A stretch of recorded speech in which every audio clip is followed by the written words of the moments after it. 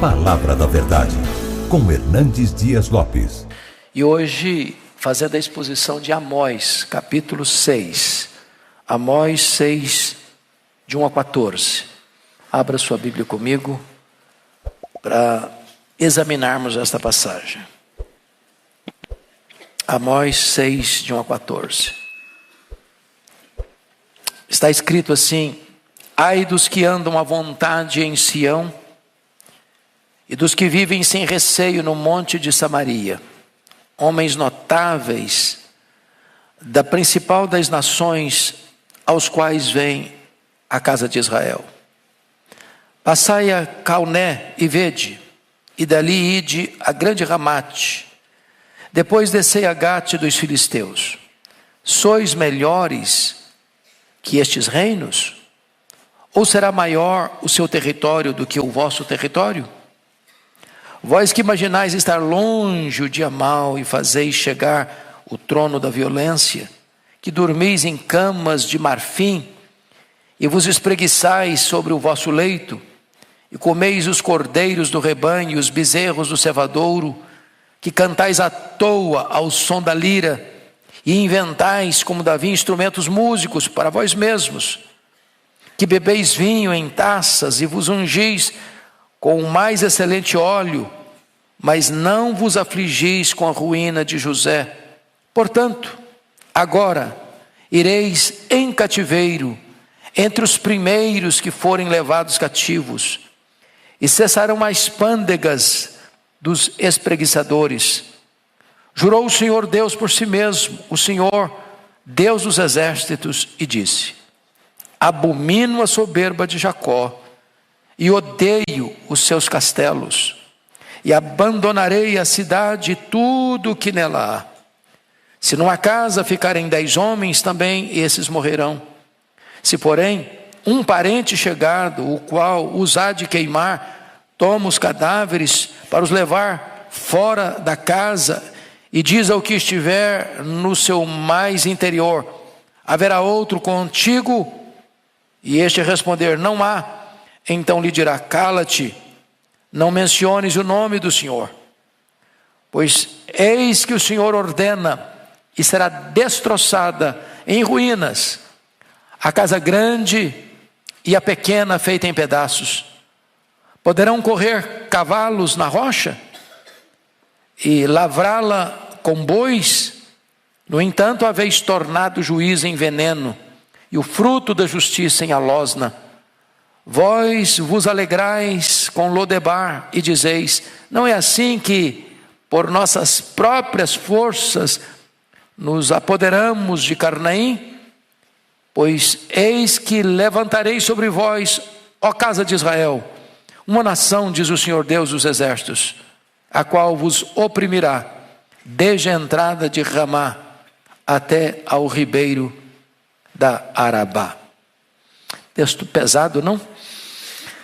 E esse texto vai tratar do seguinte tema: as loucuras de uma nação rendida ao pecado. As loucuras de uma nação rendida ao pecado. É um fato inquestionável que Israel, referindo-me às 10 tribos do norte, se corromperam teológica e moralmente. Isso nos 209 anos da sua existência, de 931 a 722. Nesse reino do norte governaram 19 reis, 8 famílias ou 8 dinastias diferentes. E há um estribilho que se repete em todos os reinados: andou nos caminhos de Jeroboão, andou nos caminhos de Jeroboão. Jeroboão foi o primeiro rei que estabeleceu um novo culto, uma nova divindade, novos templos, novos sacerdotes. Ou seja, levando a nação inteira a adorar bezerros de ouro, em vez de adorar ao Senhor. Porque o povo se corrompeu teologicamente, doutrinariamente, biblicamente. O povo se corrompeu consequentemente de forma assodadamente na crise moral. Ou seja, a teologia é mãe da ética. A ética é filha da teologia. Quem tem uma teologia errada jamais poderá ter uma ética certa. Esse é um fato absoluto. Consequência dessa postura de Israel de amar a violência em vez de promover a justiça, Deus sentencia a nação ao juízo. E você vai ver isso. E eu peço que você leia comigo 3 textos. Vou pedir para botar na tela, por favor, Amós 5:27, para toda a igreja acompanhar a leitura comigo. Amós 5:27, vamos todos juntos. Por isso vos desterrarei para além de Damasco, diz o Senhor, cujo nome é Deus dos exércitos. Agora 6:7, vamos juntos? Portanto, agora ireis em cativeiro, entre os primeiros que forem levados cativos, e cessarão as pândegas dos espreguiçadores. Agora 6:14, todos juntos. Pois eis que levantarei sobre vós, ó casa de Israel, uma nação, diz o Senhor, Deus dos exércitos, a qual vos oprimirá, desde a entrada de Ramá até o ribeiro da Arabá. Em outras palavras, quem livra o povo é Deus. Mas quem traz disciplina para o povo rebelde é Deus.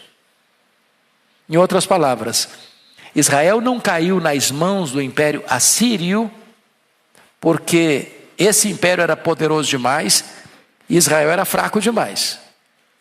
Foi Deus quem os entregou. O mesmo acontece com Jerusalém mais tarde.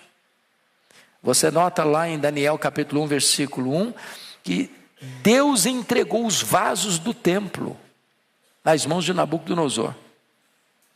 Ou seja, o Deus a quem servimos é o Deus de toda a graça. Mas não podemos zombar desse Deus, achando que ficaremos impunes diante da rebeldia e da desobediência. Então vou passar aqui a examinar o texto com vocês. Primeiro ponto, uma liderança acomodada no pecado, versos de 1 a 3. Notem comigo em primeiro lugar que eles estavam confiantes de seus privilégios espirituais. Olha o versículo 1. Ai dos que andam à vontade em Sião e dos que vivem sem receio no monte de Samaria. Então ele está fazendo uma denúncia, embora Amós é aqui do reino do norte, ele está profetizando no período de Jeroboão II, que teve o segundo maior, o mais longo reinado no norte, 41 anos, período áureo de prosperidade.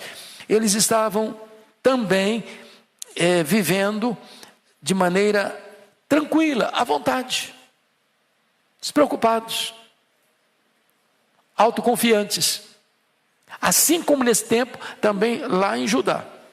Então, preste atenção nisso. Eles estavam pensando assim: nós somos o povo da aliança, podemos fazer o que nós quisermos, nada vai nos acontecer, nada vai nos atingir, estamos blindados, somos filhos de Abraão, estamos com a nossa segurança inabalada. E essa falsa segurança deles levou-os a pensar que mal nenhum os alcançaria. Então estão vivendo à vontade, sem nenhuma preocupação. Segundo, eles estavam confiantes na sua inexpugnável geografia. Verso 1 diz assim: dos que vivem sem receio no monte de Samaria. Por que estão falando isso? Tanto Samaria quanto Jerusalém foram construídas sobre monte.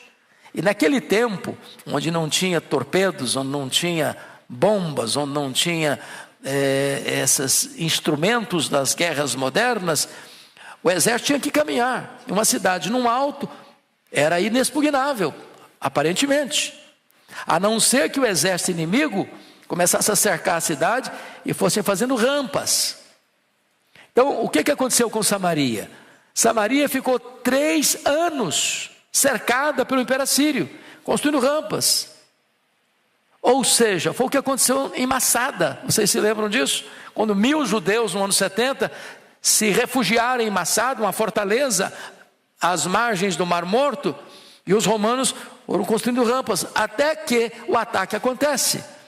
Então, o que está acontecendo aqui?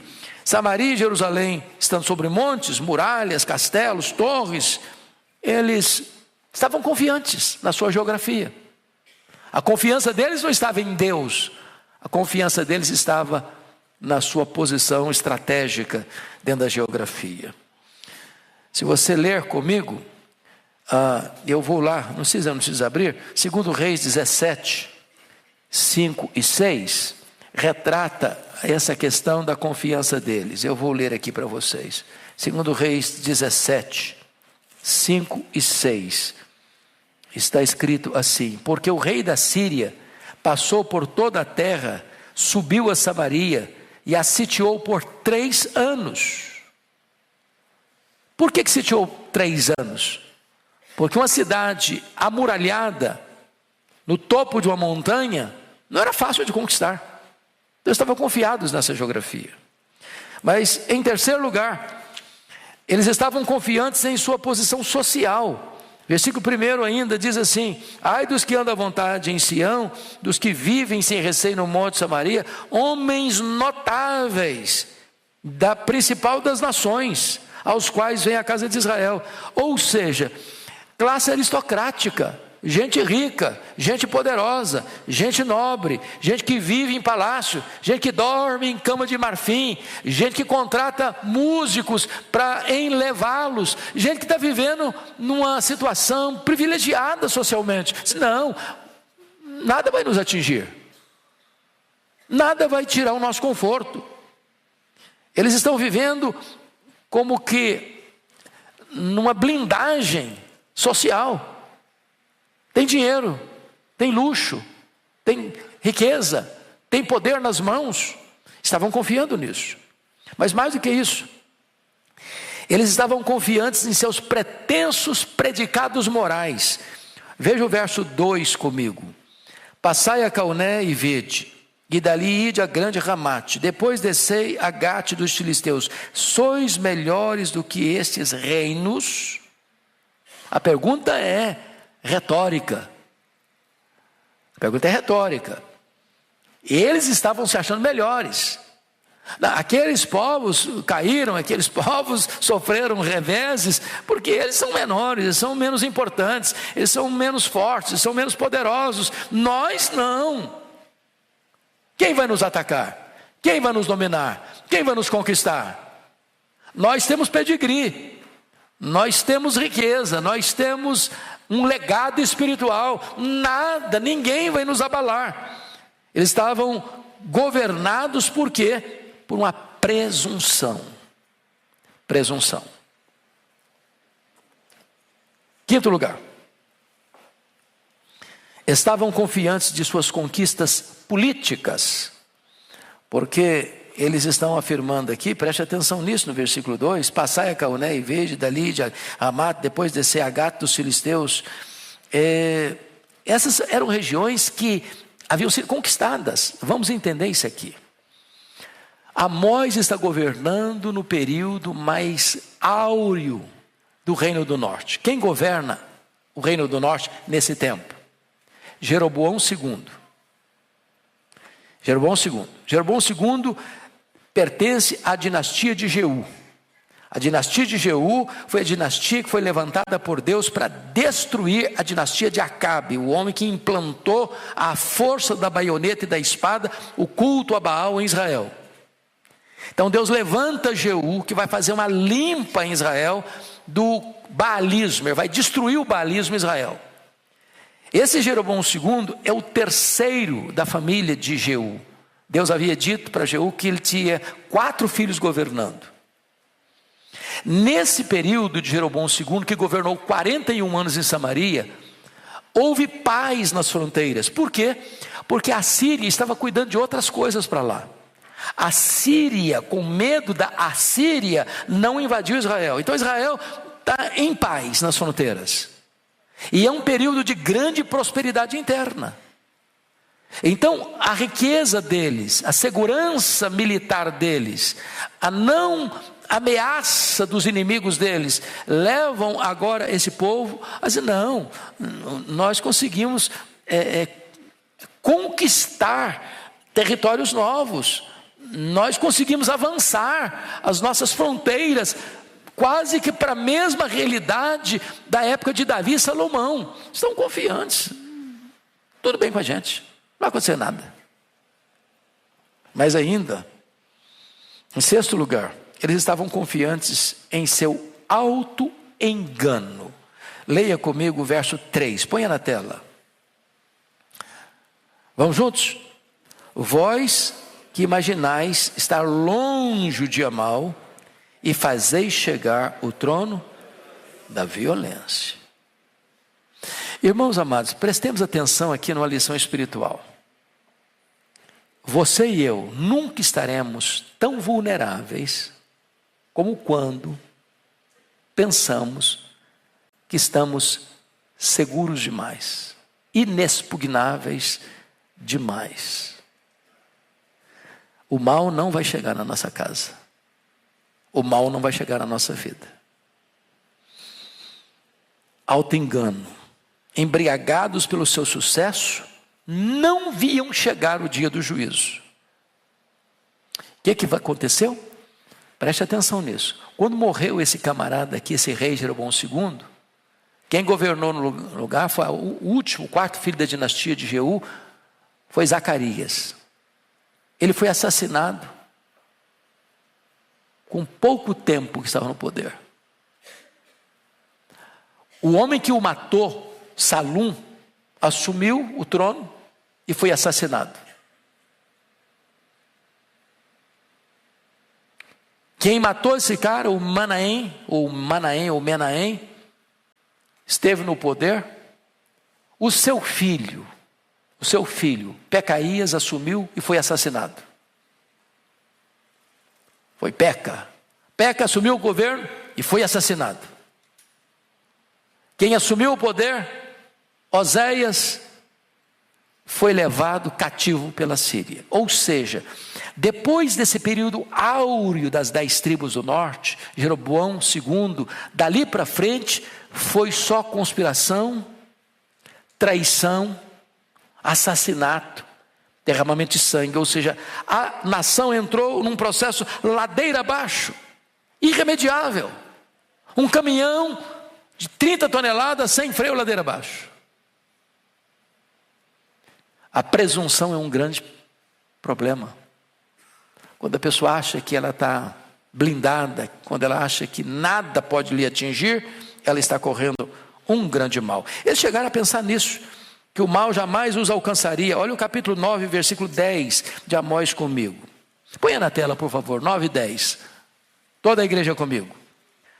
Todos os pecadores do meu povo morrerão à espada, os quais dizem: o mal não nos alcançará, nem nos encontrará. Presunção. E aqui no verso 3, está escrito: vós que imaginais estar longe do dia mau e fazeis chegar o trono da violência. Não vai chegar o dia mau, vão fazer e acontecer. Vão pecar à vontade. Estamos seguros. Esse era o problema da nação de Israel. Vamos ao segundo ponto. Uma sociedade corrompida pela degradação moral. Eu chamo a atenção para um ponto muito importante, historicamente falando. Israel só caiu nas mãos do Império Assírio porque já estava podre por dentro. Os historiadores dizem que o Império Romano só caiu nas mãos dos bárbaros porque estava podre por dentro. Nenhuma nação é forte se ela está corrompida internamente. Isso vale para o Brasil. Isso vale para qualquer nação do mundo. Não dá para você destruir os valores morais e espirituais de uma nação e pensar que essa nação está segura.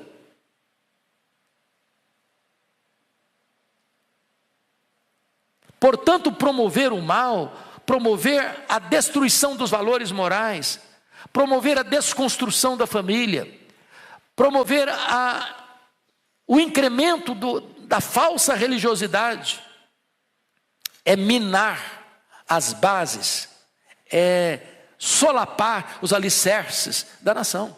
É isso que está acontecendo com Israel. Então vamos ver qual é a degradação dessa nação. Primeiramente, violência desumana. Versículo 3, a parte B. E fazeis chegar o trono da violência.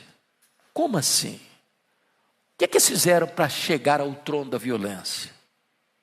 Onde você se respalda para impor a violência? Dentro do nosso sistema atual, sobretudo nos países democráticos, nós temos 3 poderes que deveriam ser independentes. Você tem o poder legislativo, você tem o poder executivo e você tem o poder judiciário. O papel do poder judiciário é manter as leis em vigor. E se alguém sai do parâmetro constitucional, cabe ao Poder Judiciário trazer de volta para essa segurança jurídica. Sempre que o Poder Judiciário de uma nação perde esse referencial, a nação está em risco. O que aconteceu com Israel? Vamos ver? Capítulo 2, versículo 6. Olha o que era a violência lá. Põe na tela 2,6. Toda a igreja comigo. Assim, diz o Senhor, por 3 transgressões de Israel, e por 4 não sustarei o castigo, porque os juízes vendem o justo por dinheiro, e condenam o necessitado por um par de sandálias. O que acontece para a destruição da nação? É quando o judiciário perdeu a sua referência de justiça e começa a ser um instrumento da injustiça. Porque notem comigo, se os juízes vendem o justo por dinheiro, quem está comprando? Se alguém vende, alguém compra. Quem está comprando? Os poderosos. Aqueles que vão oprimir o pobre. Aqueles que vão praticar injustiça. Ou seja, a justiça tem lado. A justiça fez uma opção. E não é pela justiça, e não é pela verdade. É para manter um sistema de opressão. E aí a violência começa a campear. Mas vamos a um segundo texto, por gentileza. Capítulo 4, verso 1 de Amós. Põe lá para nós lermos. Toda a igreja comigo. Ouvi esta palavra, vacas de Bazã, que estáis no monte de Samaria, oprimis os pobres, esmagais os necessitados, e dizeis a vosso marido, dai cá e bebamos. Eu acho que se Amós vivesse hoje, ele seria denunciado no Ministério Público por usar uma expressão muito pesada para as mulheres.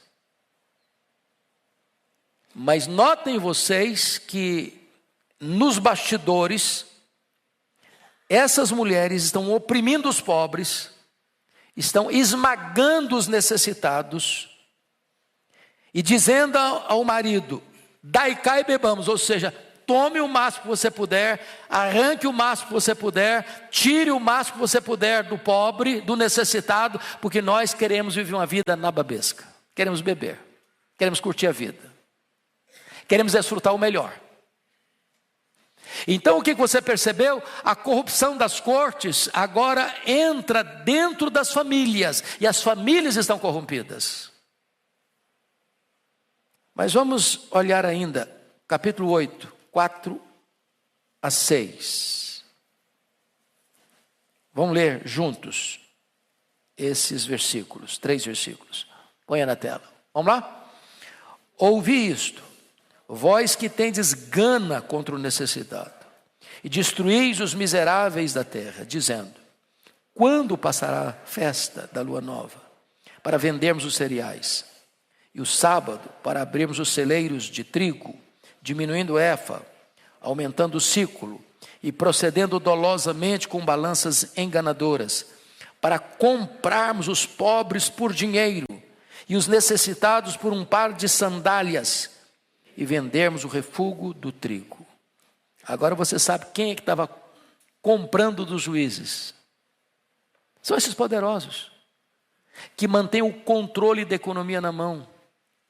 Não para promover riqueza, não para promover o bem-estar público, não para promover o desenvolvimento, mas para arrancarem o máximo para si, para viverem nababescamente. Então a violência desumana. Segundo lugar, o luxo excessivo. 6,4. Preste atenção aí. Que dormis em camas de marfim. Ou seja, o problema não é a riqueza. Aqui o problema é a ostentação. Mas o problema não é nem a riqueza nem a ostentação. O problema é a riqueza mal adquirida e a ostentação com a corrupção. O cara pode até ostentar se o que ele está ganhando é honesto, fruto do trabalho e da bênção de Deus. Não devia ostentar. Mas se ele ostenta e ele não está tomando nada de ninguém, ele não está roubando nada de ninguém, o que ele está usando é fruto do seu trabalho, ok, direito dele. Mas o problema aqui é uma ostentação, fruto de quê? Da violência, da injustiça. Dormir em camas de marfim, às custas dos pobres, oprimidos. Não foi isso que levou à Revolução Francesa? Vivendo os reis em tanto luxo, tanta riqueza, tanta pompa. Chegou uma hora que o povo não aguentou mais. Terceiro, a preguiça extravagante. A parte B do versículo 4 diz assim: e vos espreguiçais sobre o vosso leito. Ou seja, para que trabalhar? Para que ralar? Numa canetada você resolve a sua vida. Numa compra de sentença, você resolve o seu problema da economia.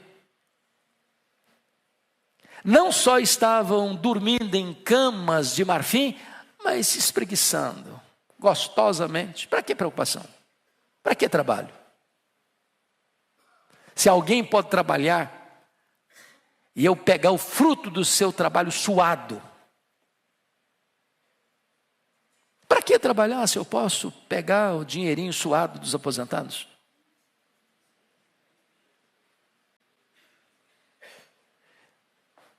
Se vocês percebem, meus irmãos, os anos mudaram. Eu estou falando aqui de 700 anos antes de Cristo, eu estou falando aqui de 2.700 anos antes de nós. Mas o que está acontecendo no Brasil e no mundo, no que tange a corrupção, é a mesma realidade. Agora, preste atenção nisso.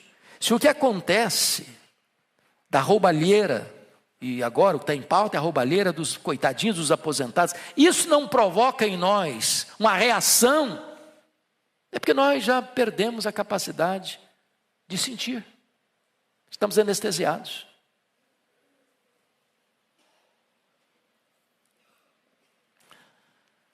Quarto lugar, glutonaria imprevidente. Versículo 4 ainda diz assim: e comeis os cordeiros do rebanho e os bezerros do cevadouro. A dieta deles era riquíssima em proteína. Os coitadinhos lá estão disputando para comprar o refúgio do trigo, por um preço maior, por um peso menor. E essa elite comendo nos banquetes mais requintados, os restaurantes mais caros, pagando numa garrafa de vinho o que daria para alimentar uma família durante um ano. Na linguagem do apóstolo Paulo em Filipenses 3,19, o Deus deles é o ventre. Eles não comem para viver, eles vivem para comer. Mas em quinto lugar, a diversão frívola. Olha o verso 5 comigo. Leia o verso 5 comigo na tela. Vamos juntos. Que cantais à toa ao som da lira, e inventais, como Davi, instrumentos músicos para vós mesmos. Vamos pegar a segunda parte do versículo. Davi fazia instrumentos musicais para quê? Para o culto a Deus, para a adoração a Deus. Esses estão fazendo instrumentos musicais para quê? Para eles. Eles estão cantando à toa. Então preste atenção nisso, irmãos. É deleite carnal. Por favor, preste atenção nisso.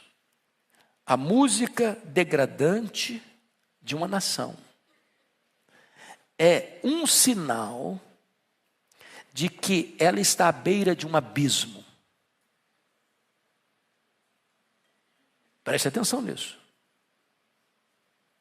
Alguém já disse que foi Lord Catan: dê-me os compositores das músicas e baladas de uma nação, e não me importarei com quem faz as leis.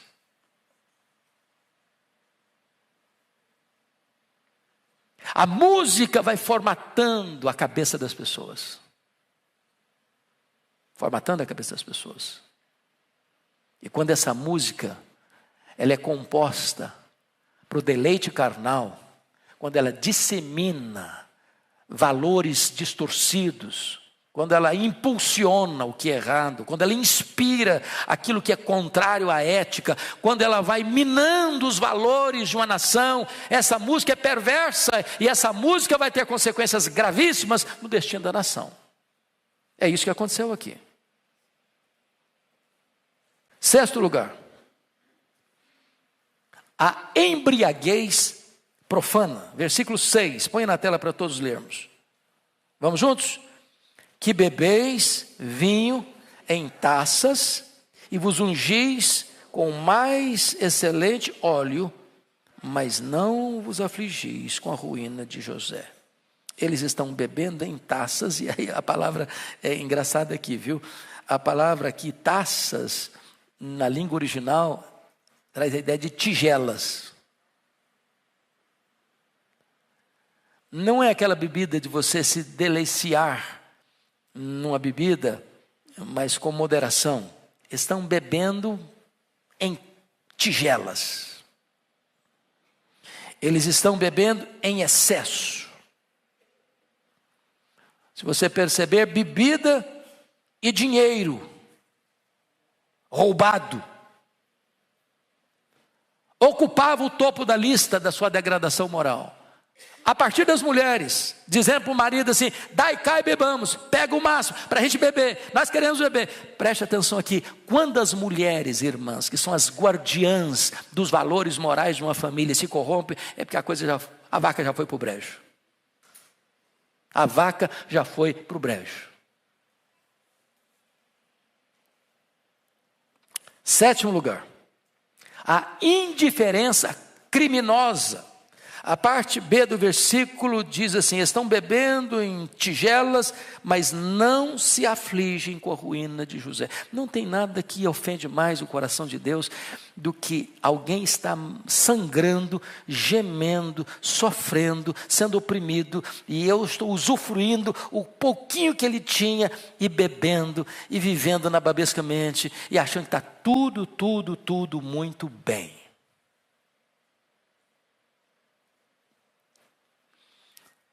Eu vi um discurso essa semana de uma pessoa dizendo o seguinte: como é que um indivíduo consegue roubar dos velhinhos, dos aposentados, e ir para um restaurante, comer nababescamente com aquele dinheiro, ir para casa, botar a cabeça no travesseiro e dormir em paz?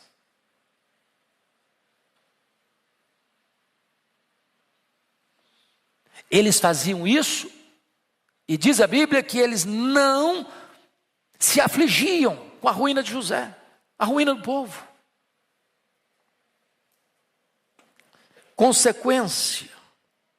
Consequência, o juízo inevitável, versículo 7. Portanto, vamos ler de novo, toda a igreja comigo?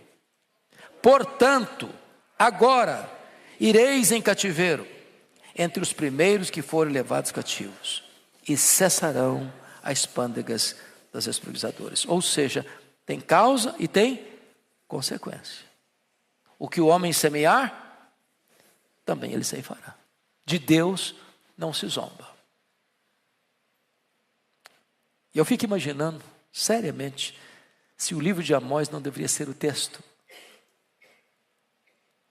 oficial de leitura dos nossos políticos, das nossas cortes, dos nossos legisladores, dos nossos executivos, dos nossos empresários, da elite brasileira. Terceiro ponto da nossa mensagem: um povo sob o julgamento de Deus. Primeiramente, tem um juramento de Deus no versículo 8. Vamos ler a parte A do versículo 8. Põe na tela, por favor. Jurou o Senhor Deus por si mesmo, o Senhor Deus dos exércitos, e disse: abomino a soberba de Jacó e odeio os seus castelos, e abandonarei a cidade e tudo que nela há. Preste atenção nisso, que Deus, não tendo ninguém acima dele para jurar, ele jura por si mesmo. E quando Deus jura por si mesmo, é uma sentença irremediável. Deus está mostrando que o decreto dele, incontornável, é que a nação seria levada para o cativeiro. O remédio vai ser muito amargo. Por quê? Porque Deus, ao longo de todo o tempo, vem alertando o povo. Vocês se lembram de Elias, vocês se lembram de Eliseu, vocês se lembram agora de Amós, vocês se lembram de Oséias, vocês se lembram de Miqueias. Está todo mundo dizendo: cuidado. Todo mundo tapando os ouvidos aos avisos de Deus. Chegou a hora que Deus diz: basta, chega, acabou.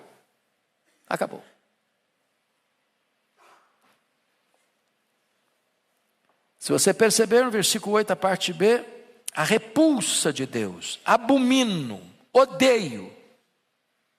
E o que Deus abomina? O que Deus odeia? Preste atenção aí.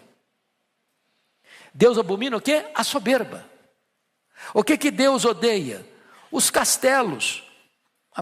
Por que isso? A soberba é no sentido de que eu vou fazer e eu vou acontecer e nada vai me acontecer. Os castelos, porque esses castelos foram construídos com sangue. Essas casas chiques, essas camas de marfim, essas coisas todas que estão usufruindo, é fruto não do trabalho, mas da exploração, da violência, da injustiça. E Deus está dizendo: eu odeio isso, eu abomino isso. Terceiro, vem o abandono de Deus. No versículo 8, ainda diz assim: e abandonarei a cidade e tudo que nela há. Vamos entender uma coisa soleníssima aqui. Alguém pensa que o maior perigo de uma nação, ou de uma igreja, ou de uma família, ou de uma pessoa, é a presença do diabo? E não é. O maior perigo para uma nação, para uma igreja, para uma família, para uma pessoa, é a ausência de Deus. Quando Deus diz: eu abandono, acabou. E Deus diz: eu vou abandonar. Vou entregar a esse povo à sua própria sorte. E aí está a ruína. Irremediável. Mas o que significa Deus abandonar? Versículo 9 e 10 é a mortandade que assolaria a cidade. Vamos ler versículos 9 e 10, por favor, ponha na tela. Vamos juntos? Se numa casa ficarem 10 homens, também esses morrerão.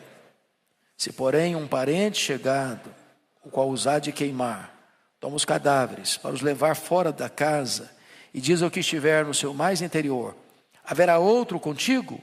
E este responder: não há. então lhe dirá: cala-te, não menciones o nome do Senhor. O que está acontecendo aqui? O que está acontecendo aqui é que o massacre da Síria a Samaria vai ser tal que não vai ter tempo dos mortos serem sepultados. É um juízo avassalador.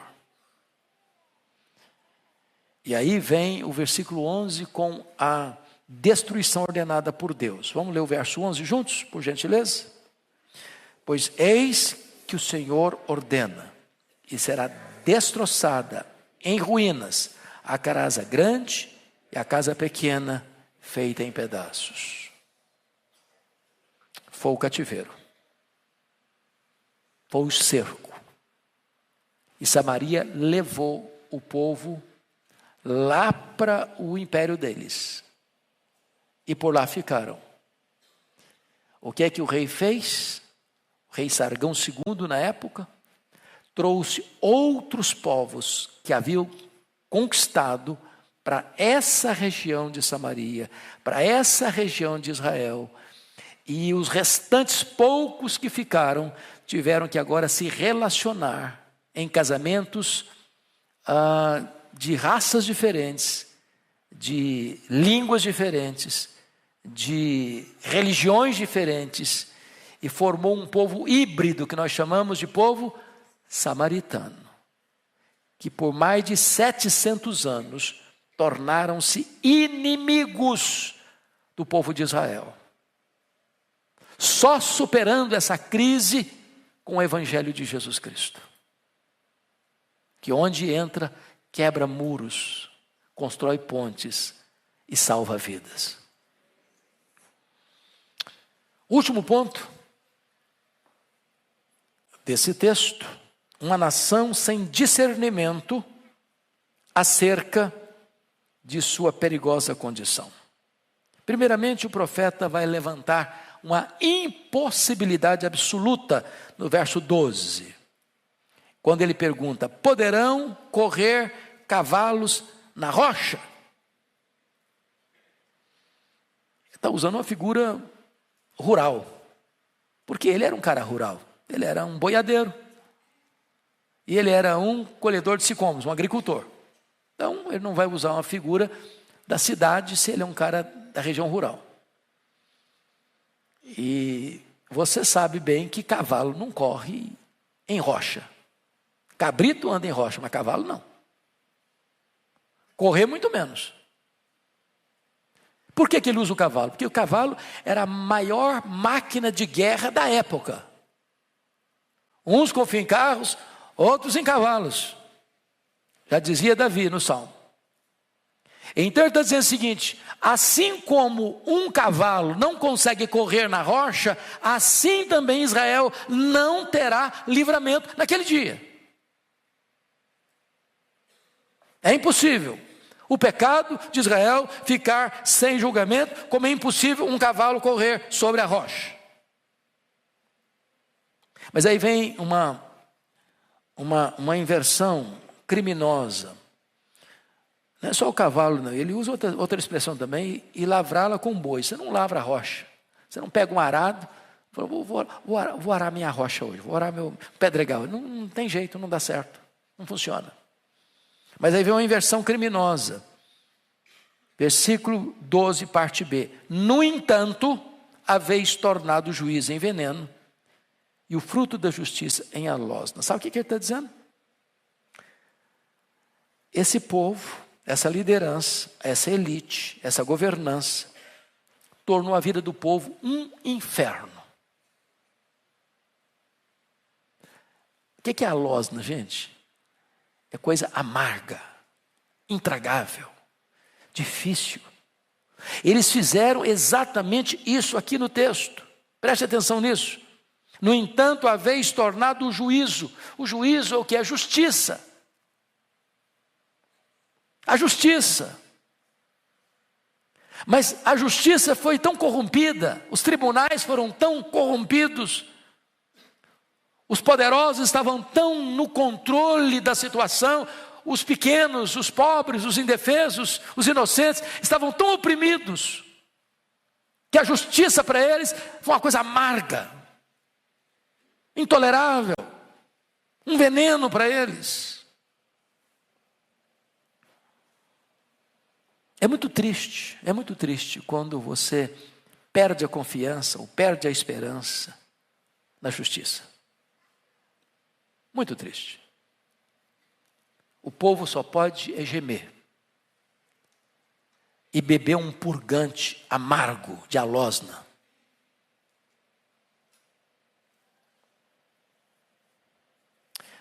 Terceiro lugar, uma soberba inconsequente. Vamos ler o verso 13, por favor. Põe na tela. Toda a igreja comigo. Vós vos alegrais com Lodebar e dizeis: não é assim que por nossas próprias forças nos apoderamos de Carnaim? A palavra Lodebar são lugares secos. Lá na terra de Mefibosete, onde ele estava, lembra disso? Essa palavra Lodebar significa coisa de nada. A palavra Carnaim significa poder imaginário. E eles estavam achando que eles tinham conquistado esses lugares por suas próprias forças, pelo seu próprio poder, pela sua própria capacidade. E eles estão dizendo isso porque quem está governando agora, como disse vocês, é Jeroboão II. O cara que passou 41 anos no poder, que não enfrentou nenhuma resistência externa. Período em que o país se enriqueceu demais. Mas a riqueza que o país teve não foi uma riqueza distribuída com justiça. Foi uma riqueza acumulada nas mãos dos poderosos, que exploravam os fracos, debaixo da proteção das cortes. E Deus está dizendo com isso que essa soberba deles é inconsequente e não ficará impune. Por isso, vem a conclusão e o fechamento deste capítulo. Um desterro inevitável. Versículo 14. Põe na tela para todos lermos. Vamos juntos? Pois eis que levantarei sobre vós, ó casa de Israel, uma nação, diz o Senhor, Deus dos exércitos, a qual vos oprimirá, desde a entrada de Ramá até o ribeiro de Arabá. Então preste atenção nisso. Eu estou falando no período de Jeroboão II. A Síria ainda não é um poderoso império. A Síria está lá. Esse período ainda não está acontecendo. Mas a Síria vai se tornar forte. Vai se tornar um império dominador, expansionista, guerreiro, atroz, violento, sangrento. E o texto vai nos informar que Deus levantará sobre eles, acima deles. E esse reino, essa nação poderosa que Deus vai levantar, o Império Assírio, vai dominá-los e vai oprimi-los. Desde Ramá, que fica no norte, até ao ribeiro do Arabá, que fica no sul, ou seja, de norte a sul, de leste a oeste, toda a nação vai ser oprimida. E eles vão colher exatamente o que fizeram com seus próprios irmãos. Eles oprimiram os seus próprios irmãos. Eles não oprimiram os estrangeiros, não. Oprimiram o seu próprio povo. Eles oprimiram o restante de José. Eles oprimiram os seus irmãos de sangue. E agora Deus vai entregar essa nação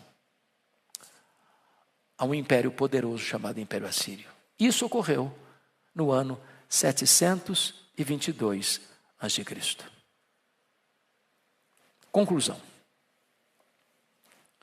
Privilégios implicam em responsabilidades. Segundo, altruísmo é melhor do que exploração. Terceiro, soberba desemboca em ruína.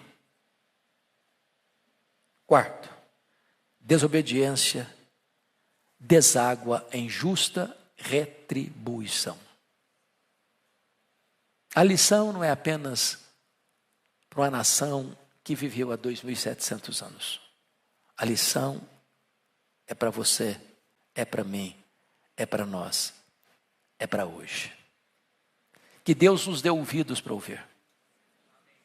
Que Deus nos dê coração para entender.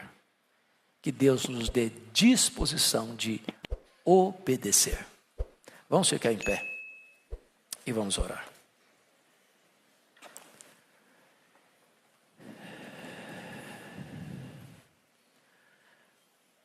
Ó Deus, nós acabamos de ouvir a exposição da Tua palavra, solene, grave, pesada, urgente.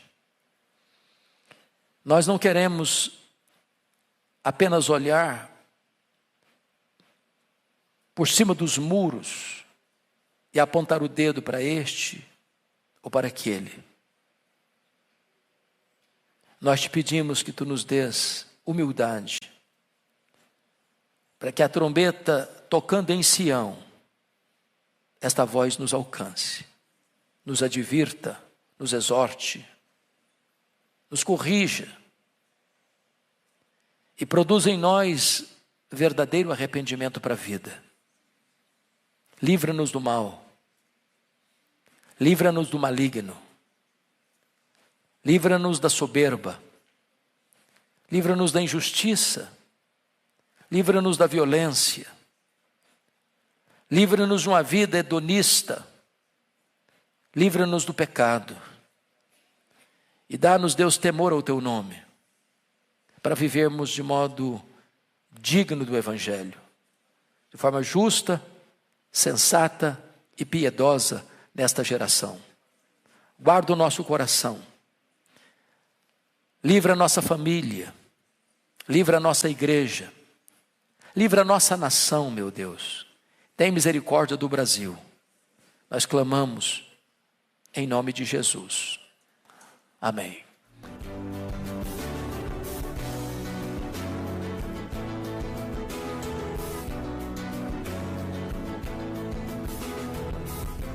Palavra da Verdade, com Hernandes Dias Lopes.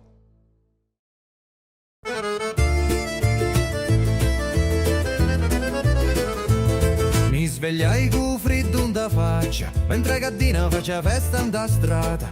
Misi scarpe, uno sì e uno no, e si fuori con tutto cori in moto. A porta scrusciavo, il cielo era chiatto, e i femmini già parlano un tovatto.